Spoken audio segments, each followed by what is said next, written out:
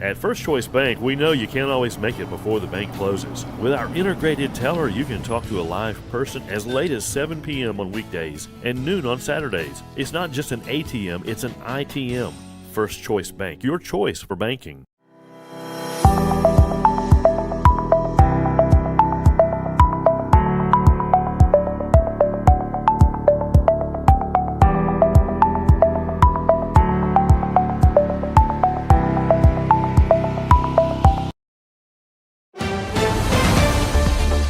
Mississippi's trusted weather experts. This is Mississippi Live Weather at 10. Over halfway through the work week, and we are headed into a soggy Thursday ahead. Welcome into Mississippi Live Weather at 10. I'm meteorologist Gabe Maynor, tracking the latest on those showers. We've been talking about it all week long. Well, the day is finally here, and that is, of course, topping our broadcast as we get into the 10 o'clock hour. So showers and, yes, thunderstorms increase into our Thursday. Now, there will still be some breaks of dry air, but more than likely you're going to see a shower at some point during your Thursday plans. And we're also talking at the 10 o'clock hour, the latest on fuel and impacts with the triple threat as those latest runs have come out. And we're also talking about that fuel as the latest runs with the HRRR and strike model have come out as well. Fuel, something that we're a little bit catching our attention because of a little bit of an increase in the fuel. And we'll track how that plays a part in our forecast here in just a moment. We also have a calmer and warmer weekend ahead, and if I had a fourth headline, I would go ahead and tell you we have highlights. That's right. I know it's Wednesday. You're not confused. We do have our playoff highlights. Our Ethan Foster taking an extra day this week to get us some of those playoff action, and he will air those coming up at the 10 o'clock hour as well. So, action-packed show. Everything you wanted for a Wednesday 10 o'clock broadcast, right? Well, let's start with the first 12. Maybe. Let's start with the first 12. It is going to be 60 degrees by 11, 59 by 2, and we're 57 towards the early hours of our Thursday. Now, what that means is there's a lot of moisture in the air, so that doesn't allow a lot of that heating to escape, kind of traps it like a blanket, and that's why we're sitting pretty mild for the start of the day. Now, as we go about our Thursday plans, increased rain chances will be in the forecast. I know it says 30, but we're talking anywhere from 40 to 50% on top of that within those hours, and especially heading into your afternoon. And you might notice thunderstorms also on the table. Some strong, while they may not be here in North Mississippi, we do expect some strong storms a little bit out there towards our east into Alabama. 65 degrees in Clarksdale right now. If we were looking about 2 counties more towards the north, then we would be in some of that light rainfall. But 58 degree dew points, that has been climbing as we've gone about the last 4 or 5 hours or so, and we do expect that number to continue to climb getting into our Thursday morning. Those 9-mile-an-hour winds out of the south allowing for that moisture to return, and even there in Oxford seeing similar conditions, a little bit less of a dew point out there, but that moisture will build in once again. And a big thank you to the folks at Phoenix Building Solutions for giving us that look out there, and of course paying attention to Lafayette County as well as many other counties along the Tennessee state line overnight as those showers work their way on in. Sherman was hoping to get a little bit of a view out there as well, but every bit of that moisture well up there towards Tennessee and just crossing the state line. I mean, Marshall County and DeSoto County are really the areas that are hogging the rainfall so far, but we do expect those to extend a little bit more towards the south as that overnight hour starts to push into the forecast. Now, of course, Monroe County not getting a great view of those showers, but as we work our way up there closer to Memphis, you can see how we have a lot of activity. Most of this light to moderate rainfall. And the thing that stands out, no thunder so far, no lightning so far producing that thunder. So that's going to be the thing to pay attention to overnight, is how much of that unstable air allows for these showers to maybe have some lift attached to them and maybe produce some of those rumbles of thunder as well. That's going to be more for our Thursday forecast. Overnight, I think that we stay pretty quiet with just some rainfall up here in North Mississippi. As we track some of those rainfall totals, I told you that it would eventually come to a measurable amount, but even then, we're still a couple hundredths of an inch up there around the Memphis area.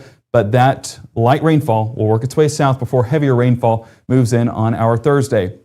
With those rainfall totals still in a limited capacity down closer to the Monroe County radar site, I mean, you have to pinpoint exact areas. See, I'm missing it right now. Oh, I believe, hang on. There we go.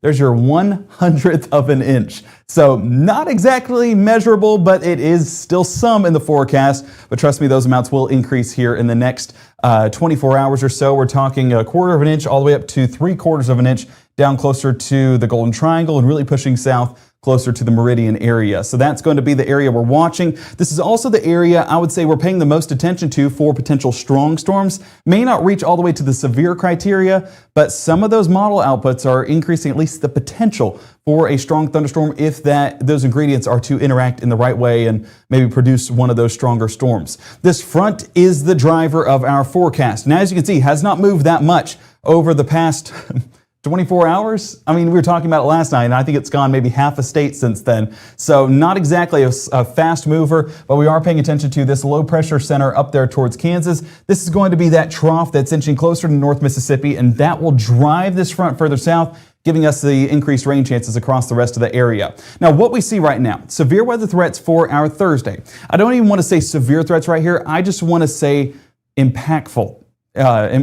Storm impact, should I say. So we're not talking about a tornado threat. Honestly, winds should remain sub-severe, but the hail is what I'm watching for. Maybe some of those half-inch to maybe 1-inch hailstones. And again, I don't know if I'm sold on that in North Mississippi, but out towards Birmingham, out towards Georgia, I think some of those storms latch onto that energy and potentially produce a larger hailstone. So we'll be watching that here in the Room to Room Weather Center. But this is the big thing that we're watching getting into our Thursdays if we can get some reports here in North Mississippi. Of course, we don't want them, but the potential is there. We're going to toss it over to the wall to go over this in more detail and track this out on our Mama Justice Doppler radar, but also track this out when we're talking about that severe weather potential. Right now, no risk for our Wednesday. That's a good thing. We don't want a risk in place. And no risk for our Thursday either. But I don't think it's impossible that we get maybe a level 1 threat out here towards Birmingham in that central area, maybe working its way into Georgia as well. It just depends on the size of the hailstones. The potential's there. But how big do those hailstones get? It's kind of the golden question that we're looking at right now. I would say small hail is possible with some of the products that we'll see here in just a moment, but that's going to be south of Highway 82, working its way into Birmingham, Montgomery, even just south of Atlanta, Georgia. So that area, I know it's broad, but that's where I wouldn't be surprised to see maybe some of those hail reports come in.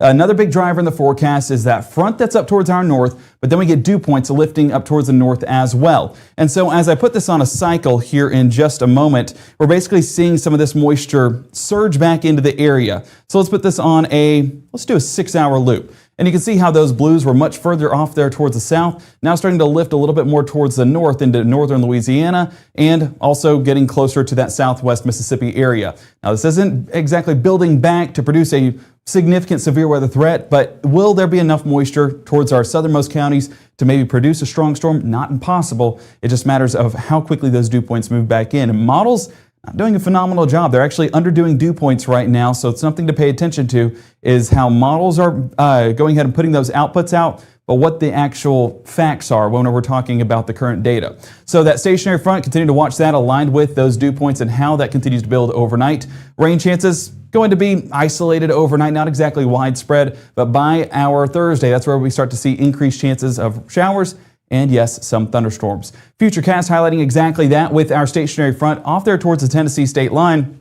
And if I zoom things out, you can see that that low pressure center is not far away, moving closer and closer. And by the time we get towards those pre-dawn hours, we'll eventually merge with this frontal system and then extend all of these threats and all of these showers and thunderstorms further towards the south and east. So by 6 a.m., you're in the Golden Triangle, it's dry. But by the time we get towards the afternoon forecast, that threat will shift towards your neck of the woods and potentially have some thunderstorms with it as well. I mean, if we look at this is our latest version of our HRRR model.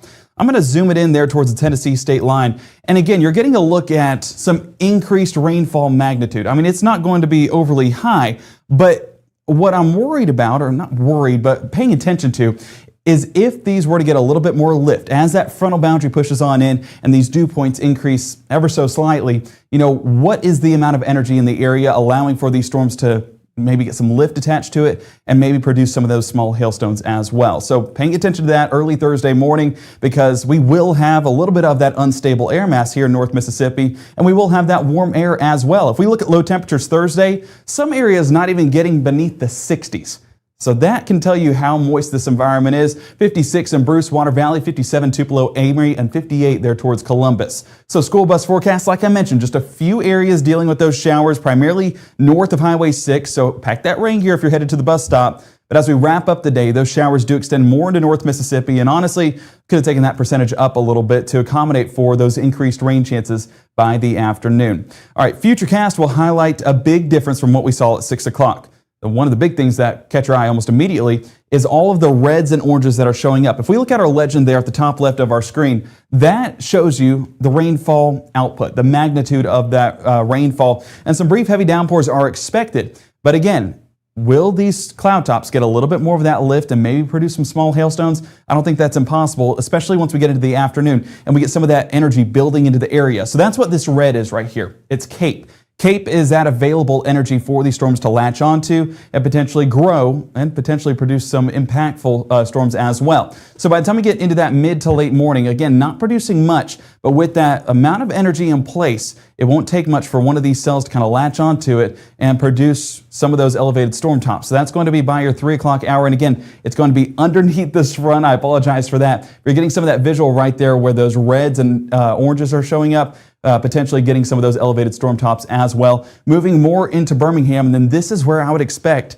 some small hail reports to start to come in. You see those individual cells that have a little bit more lift attached to them? That's where I, could see, they may not be severe, but see some small hail reports. High temperatures on your Thursday, still going to reach into the upper 60s and low 70s. We're 68 Senatobia, Oxford, 71 Houston and Amory, 73 Columbus and Macon, and we're 75 in Belzona. Often we look at warm air because warm air rises. That allows for some of that lift to be there as well. And with our forecast tomorrow, there will definitely be that warm air. So any of these storms, they will have a little bit of a buoyancy to them, a little bit of a lift, allowing for those storm tops to increase as well. All those chances start to push more towards our south and east, meaning that we are a little bit calmer heading into the overnight hours because all that energy would have subsided. But we're also going to be left with much drier conditions as the last of those showers dissipate out. That'll be by the time we go to bed, might be going to bed to a few showers down there closer to Columbus, Starkville, and Eupora. But once we wake up early on our Friday morning, we will be in for a superb forecast. I mean, take a look, 3 a.m., we're still pre-dawn, and the skies are clear as can be, and those northerly winds giving a nice little effect to what should be a sunny and warm Friday, all things considered. Now, the day will start off on the milder side, still some cooler temperatures actually north of Highway 6 as that northern air drops us a degree or two for those morning lows compared to what we'll have on Thursday. But 45 Boonville, 45 Corinth, transitioning to 51 Starkville and 52 Columbus and 52 Greenwood, 53 Greenville. That's still not a bad start considering our normal is around 40 degrees. But as the day goes on, this system shifts out there towards the east and we'll be left with a dominant high pressure center, a dominant ridging pattern allowing for that drier air to move over the top of the Magnolia State. So that's going to be a good thing for our forecast, meaning that it's going to be plenty of sunshine. So any weekend plans should be good to go.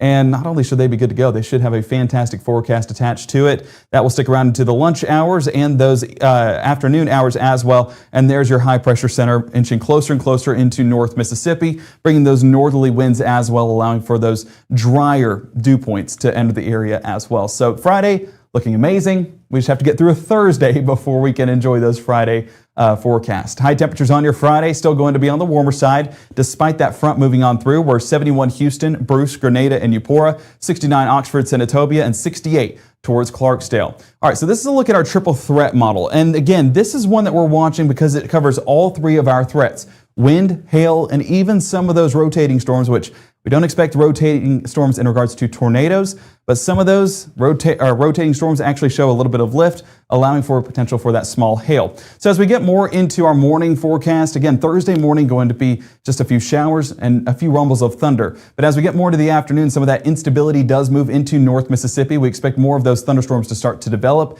and continue into those overnight hours as well. And so you see these stripes right here. That's where I would say the potential for small hail is not impossible. But look out towards our east where you're getting more of those stripes that are showing up. And even earlier on, we were getting some of those brighter stripes as well. That tells me that some hail is possible. And if I zoom it in here real quick, you can see these dots right here. That's actually our hail product showing up. And if you look at the scale, it's more on the limited side of things, meaning I don't know if we're exactly on the severe hail threshold, but there is potential for small hail. I've said that multiple times over and over again, and that's where, a marginal risk might be issued tomorrow, but it might be that we get reports, but they're all subsevere. So that would mean we don't need a marginal risk in place. But I'm just letting you guys know that's the potential that we have, and that's what we're paying attention to as we get further into that forecast. And of course, going to keep eyes on that here in the Room to Room Weather Center as we do get closer. Our 7-day forecast pretty much highlights our Thursday rain chances. Then beyond that, we're dry Friday, Saturday, and into your Sunday with plenty of sunshine, and warm air does return with mid-70s in our afternoon forecast. By Monday, Tuesday, and Wednesday, limited potential for some showers, but the warm air sticks around nonetheless. So it's going to be a good-looking forecast once we get through our Thursday, but nonetheless, we'll be here through it all and let you guys know what you need to know before that forecast does move in. But do not go anywhere. We do still have a special Wednesday night broadcast at 10 o'clock as, I almost choked right there. As we are tracking sports. Yes, playoff action across North Mississippi. Who moved on? What did the highlights look like? What were those final scores? Our Ethan Foster joins us with all the latest details. He'll be live here right after the break in the next 60 seconds. The 9th Annual World of Customs Indoor Car Show, Friday through Sunday, February 27th through March 1st in Tupelo Furniture Market, Building 5. Custom cars, trucks, and bikes from across the nation. With adult admission, you'll get a ticket for a chance to win a Yukon Toolbox to be given away Sunday, donated by Advanced Heating and Air Conditioning, a free garage floor from Bo's Best Epoxy Flooring. The World of Customs Car Show, February 27th through March 1st in Tupelo Furniture Market, Building 5. Partially funded by Visit Mississippi and Tupelo Visitors Bureau. Save today at Room to Room's President's Day sale. 55% off furniture and mattresses, 20% off accessories, and 24-month special financing. The time to act is now. Room to Room Tupelo, where we know there's no place like your home. It's Friday night y estamos activos. Head out early. Drinks flowing to level. No sé qué pasó. I didn't even drink that much. Right now, from the Room to Room Weather Center, here's meteorologist Gabe Maynor.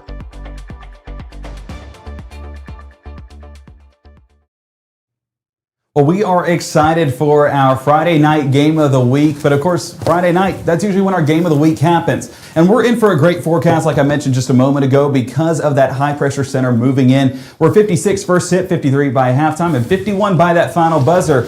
At tip-off, though, going to be late at night, so by the time we walk out the gym, well, we of course need those light jackets because we are still in late winter and those nights can get a little bit chilly. But I'll tell you one thing, things were heating up tonight on the hardwood as folks were out in Itawamba watching some playoff action. And that's where our Ethan Foster was earlier on this evening, tracking the latest on that playoff action. He has a multitude of highlights, dare I say, games of the week, or games of the midweek is what we can call it. And Ethan, I know it was a great time out there in your stomping grounds, as you can see with your Itawamba gear. Absolutely. Gabe, you know I had to put the feather eye on there. My alma mater had to represent. It was good to be back out in the Davis Event Center tonight. And of course, as the people may or may not know, we do have a game of the week coming up this Friday, but that doesn't mean there wasn't some crazy action out on the hardwood tonight.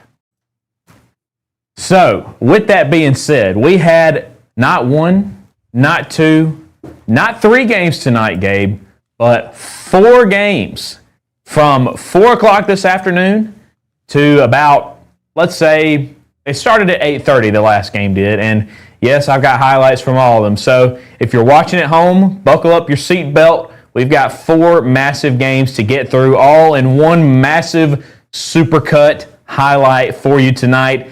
Never been done before here on Mississippi Live Sports, but we're doing it tonight. Let's go ahead and get into it. A host of 1A matchups down in Fulton tonight for the quarterfinal round of the playoffs, including a team that we just saw last Friday in our game of the week. That would be the girls from Okolona. The Okolona Chieftains matching up this afternoon with the Blue Mountain Cougars. Starting off right here, Okolona going to hit a little 3-ball from outside the arc. That's 24, Sanaa Chandler, with time expiring in the first period right there. Love a good buzzer beater. Okolona take a large lead early in this game. See, the cheerleaders were excited. Finally got to see the cheerleaders. Been missing them the last couple times we've seen Okolona. Right here, why not another 3-ball? This time from Promise Small. She always promises to be the star of the show there. And again, we said that they started to dominate, but they continued to dominate the first half of this game.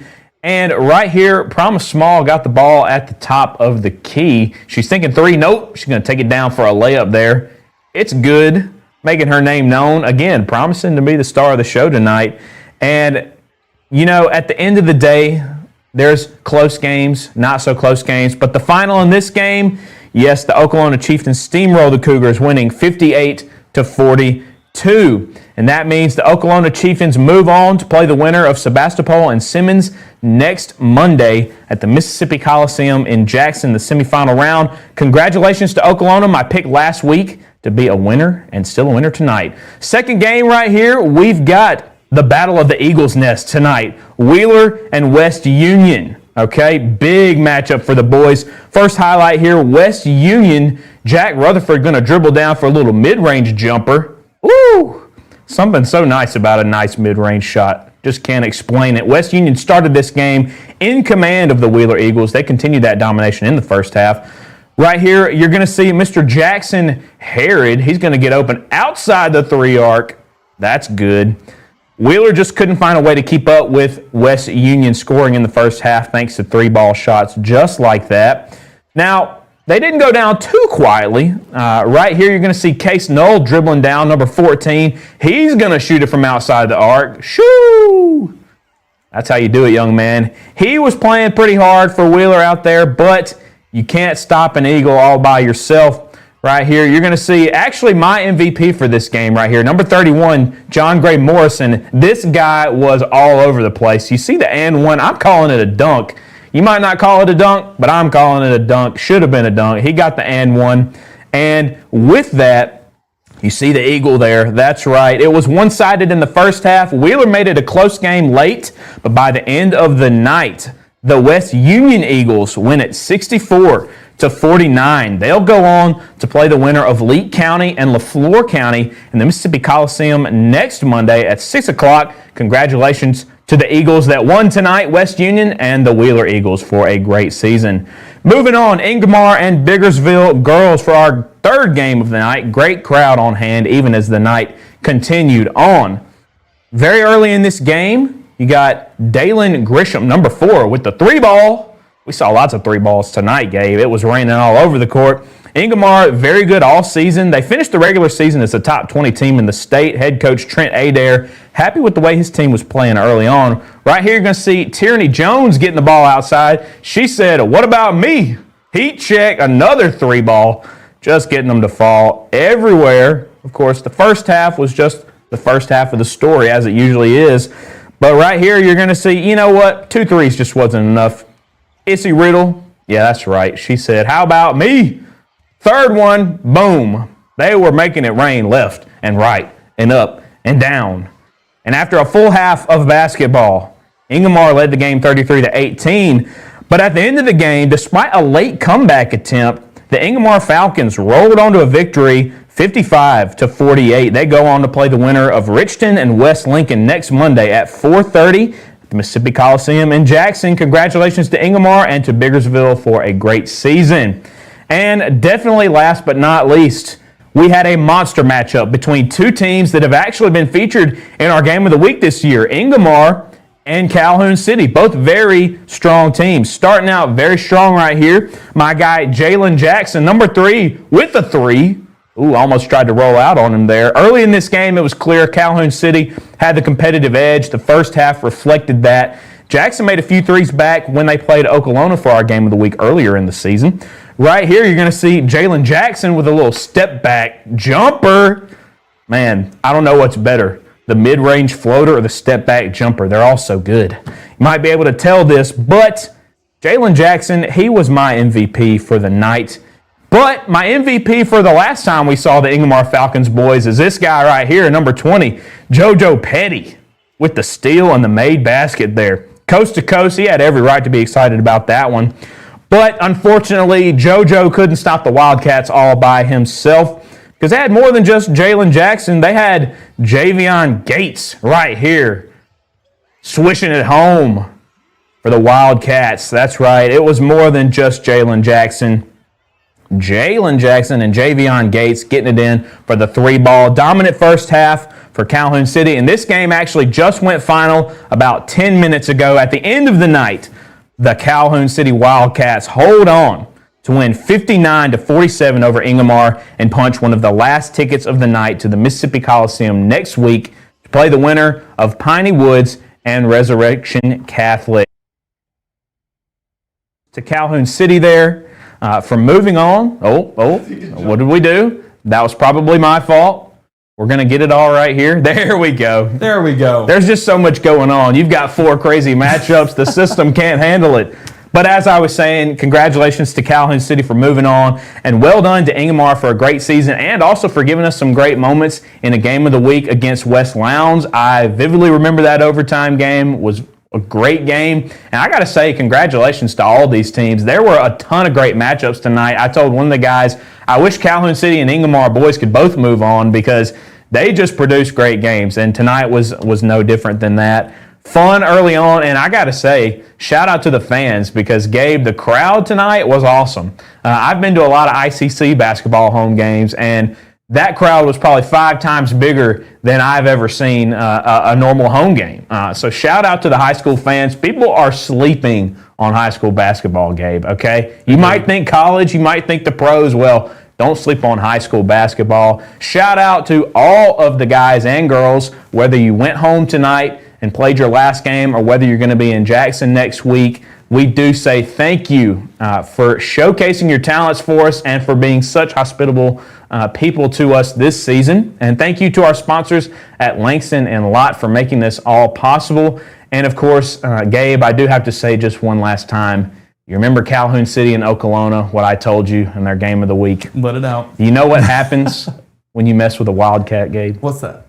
You get scratched. Scratched. And that's still true tonight. Even if you're a Falcon, you're still going to get scratched. Thanks so much to everybody at home for watching and staying up with us on a Wednesday night. But don't forget, we've got more Game of the Week action coming up this Friday. I believe we'll be over at Northeast for Kosciuszko and Rosafort. Am I right? Yes, absolutely. Right. Huge game coming up. We'll be there. And I look forward to it all. And, of course, so good to be back in the studio with you, Gabe. Always a pleasure.